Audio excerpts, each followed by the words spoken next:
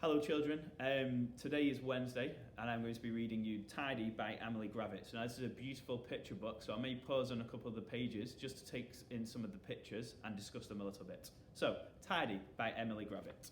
Tidy by Emily GRAVETT.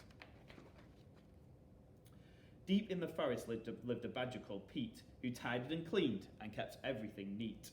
He tidied the flowers by checking each patch and snipping off any that didn't quite match. He tidied the fox by grooming his fur. He untangled each knot, each twig, and each burr.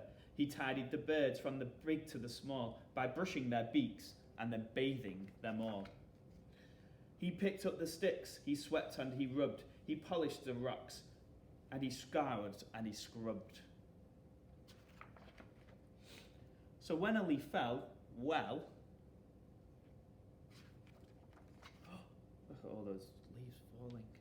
It must be autumn. Pete tidied up, but still he wasn't happy. Now the trees looked bare and scrappy, and so to make it all look neat, Pete undertook a mighty feat. He dug up every single tree.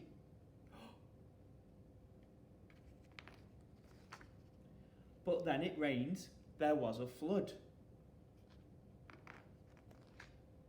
And afterwards, a lot of mud.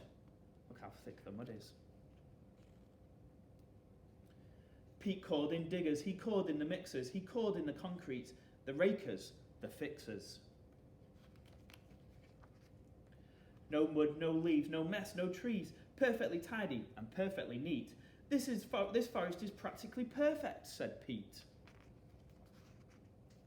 I'm hungry, he thought. I deserve a treat. So he hunted around for something to eat. But the beetles and worms that he usually found were under the concrete, deep in the ground. And so Pete decided to go home instead. If he couldn't have dinner, he'd go straight to bed. But when he arrived and took out his key, there wasn't a door where that door used to be. So concreted up. Later that night, Pete tossed and he turned. His belly was empty, it rumbled and churned. As he lay in his mixer, wide awake, he started to think, I have made a mistake. So? The very next morning, when it got light, he set about trying to put everything right. He's getting rid of all the concrete.